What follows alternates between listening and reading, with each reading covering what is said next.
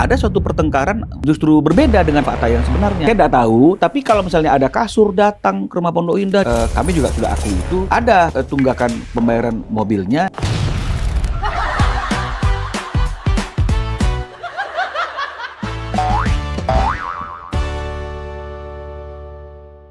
Tapi faktanya, ya seperti yang kami tunjukkan kemarin itu, dengan kondisi seperti ini, satu rumah turun semua. Kira-kira anak-anak dengar nggak sih? Dengar.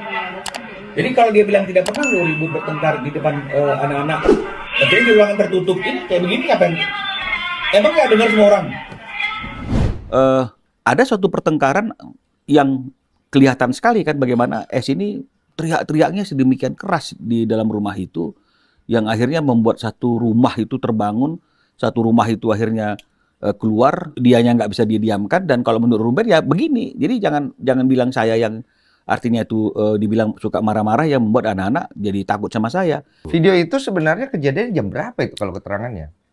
Itu hampir, itu malam ya, itu bukan Bulan atau... itu ketika mereka masih terikat dalam perkawinan. Cuma kalau dilihat di video, anak kita nggak ada lihat tuh di... Ya karena anak-anak mungkin sudah ada di dalam kamar dan mungkin juga tidak berani keluar, tidak terlihat dalam kamera itu. Kita kan lihat dalam tayangan itu kan beberapa anggota keluarga yang di atas kan turun. Kan nggak mungkin seluruh keluarga yang ada di atas dengar, anak-anak nggak dengar. Ini kok kejadiannya kok justru berbeda dengan apa yang fakta yang sebenarnya. Itulah makanya kami menunjukkan video itu hanya ingin membuktikan bahwa apa yang disampaikan Sarwendah atau S di tempat ini, bahwa Ruben itu karakter yang suka marah-marahnya sampai anak-anak ketakutan. Nah, ada yang menduga di sosmed kalau ini ada hubungannya sama si kasur yang dia ngomong di sini.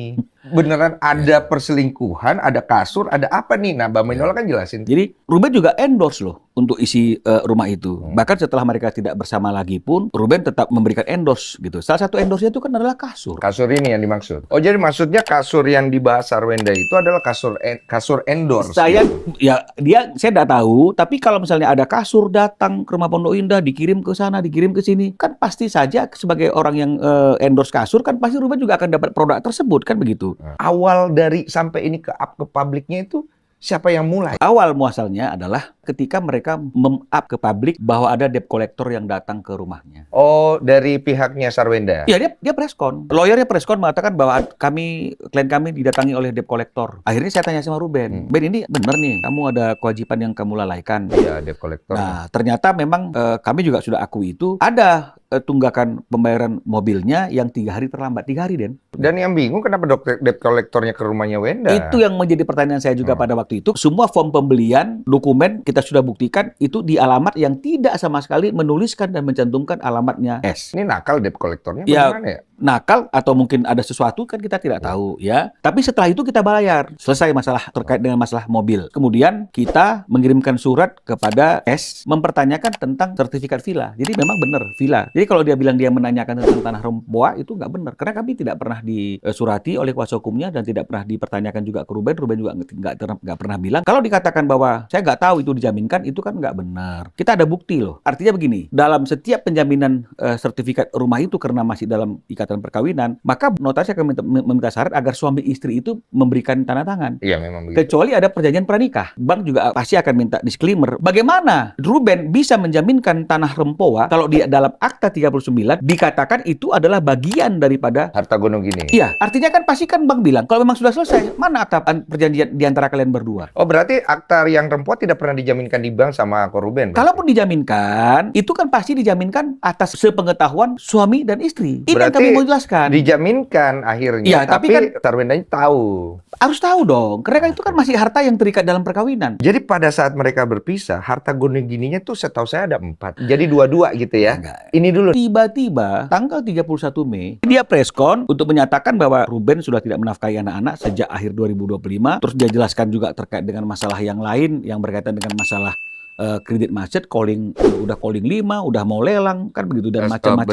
Berikut itu. Dan berikutnya. Akhirnya saya muncul. Malamnya itu kita klarifikasi lagi dari awal. Mengenai masalah uang nafkah itu ada mekanismenya. Kita muncul malamnya, besoknya tanggal 1, mereka preskon lagi, Den. Untuk katanya menjawab hasil preskon kami yang merupakan jawaban atas preskonnya dia. Mau nggak mau, malamnya saya juga bertemu dengan teman media. Udah selesai itu, kita tidak pernah muncul apa lagi. Tiba-tiba masyarakat netizen itu keluar dengan parodi 200 jutaan lah. berarti 200 juta itu awalnya dari masalah yang pengacara ini. Mulailah keluar cong, gua nggak butuh 200 juta itu. Iya. Anjing. Nah, Tapi 200 juta itu memang tanggung jawab Ruben atau memang itu permintaan Sarwenda ya? permintaan Sarwenda, hak asuh anak, nafkah anak, gono gini memang tidak dimasukkan dalam materi gugatan kami. Diaturnya dalam Akta Notaris nomor 39 tahun 2024. Notarisnya yang pilih S. Termasuk di situ dikatakan biaya pemeliharaan dan pendidikan anak itu ditanggung pihak pertama, berarti Ruben Onsu, hingga anak-anak di perguruan tinggi. Namun pihak kedua wajib terkait dengan masalah biaya pemeliharaan dan nafkah anak-anak itu menyampaikan terlebih dahulu dan mendiskusikannya dengan pihak pertama untuk mengetahui biaya-biaya tersebut. Gitulah kira-kira bahasanya. Iya, udah Nah, benar tuh. Ruben minta haknya dia untuk berkumpul bersama anaknya 3 hari dalam seminggu itu direalisasikan. Kenapa bisa tidak terrealisasi itu dulu deh? Ya tanya sama S. Jadi contohnya begini kan, malam ini kan Ruben, kamu udah di Thailand. Soalnya informasinya cuma ini, tapi nggak ada tanggal. Dia memang bilang, nanti aku juga ada jadwal ke Thailand dan udah juga ada Nene dan Yeye. Dan pas anak-anak ada sekolah dan les juga. Iya, jadi pertanyaannya aku tiap pergi harus kasih tahu kamu. Kan kalau kamu pergi pun, aku kan nggak tanya dan nggak kasih tahu ke aku juga. Jadi rada bingung nih, dia bilang. Lebih info kan karena anak-anak ada di kamu.